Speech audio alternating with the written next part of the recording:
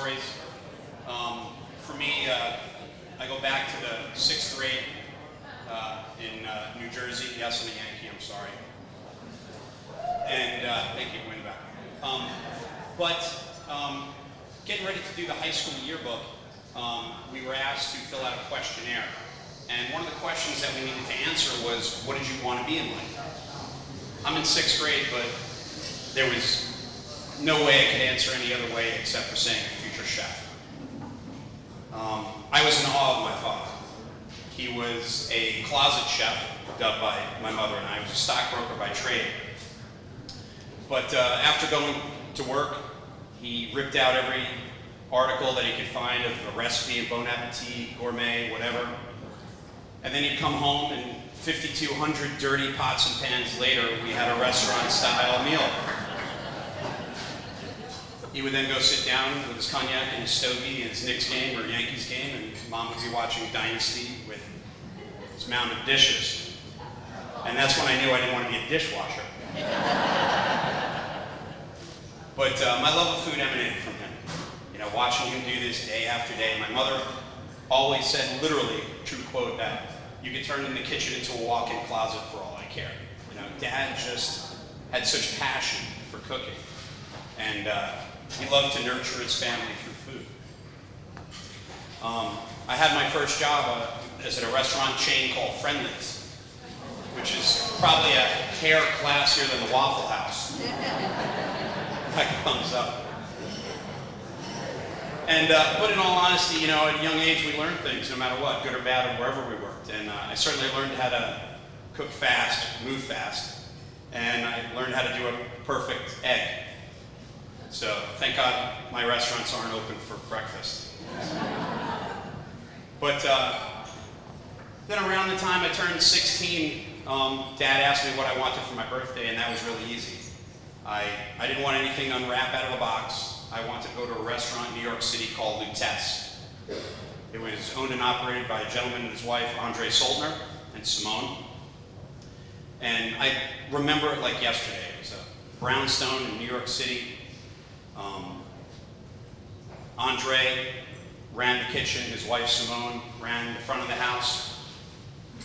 The restaurant garnered at that time every award that a restaurant could garner. It's definitely heralded as the best French restaurant in the United States. In 1994, when the restaurant closed, 38 years after it opened, it was mourned on the cover of Above the Fold of the New York Times. And Andre Saltner only missed 3 days of work. So, you called out today, didn't you? Because she just weren't feeling it. So, but we went to dinner, everybody was dressed to the nines, and Simone sat us down at the table. I was, you know, like a kid Christmas morning, or wait, Hanukkah morning, yes. And out came Andre Saltner, his amazing pressed jacket, his white toque, and he walked around the room. There's only about 12 tables in the restaurant, mind you. And he was taking the orders of all the guests at all the tables. My father explained this to me because I really didn't fully know. And he came to our table, and my father had introduced my mother and myself, and he told them why we were there. Of course, he already knew, because a good restaurant, hey, happy birthday, you know. And my father told him what I wanted to do for a living. And he looked straight at me. I mean, I literally still hear it. And he said, you have to be married to it if this is what you want to do. Amazing. I just heard from Yoda and Gandhi in the same breath. I mean, the bottom line is, you know, today, younger kids, younger generations that are doing this, I don't think they understand. I think this world is very disposable. I unfriend you, you know, I buy a new one, I get divorced, whatever it might be. But that wasn't the case back then. You know, you listen to these chefs that I had as mentors, and this is what they've just following in the footsteps. But that was it. I was sold. That's what I wanted to do. I mean, I saw my father have a love of it, even though he wasn't doing it professionally.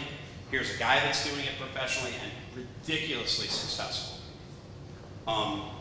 But you know, my experiences of eating there, my experience of watching my father do what he did, just led me on some great travels. And I've worked all around the country, not because I couldn't hold down a job, I just traveled. And I was invited back this month to a little restaurant in the Napa Valley called the French Laundry for its 25th anniversary. It's not mine. It's not mine. But I was lucky enough to work 2 years there back in the beginning of those days. And we're still all tight-knit. Chef Thomas Keller is the owner.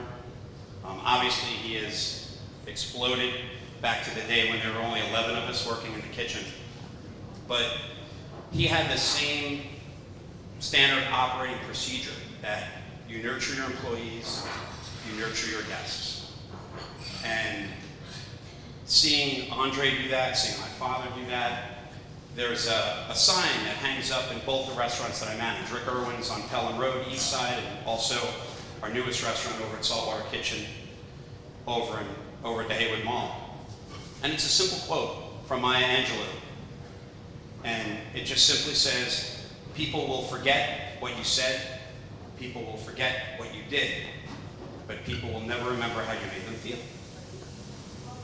And, sorry, I get a little emotional. It's my father.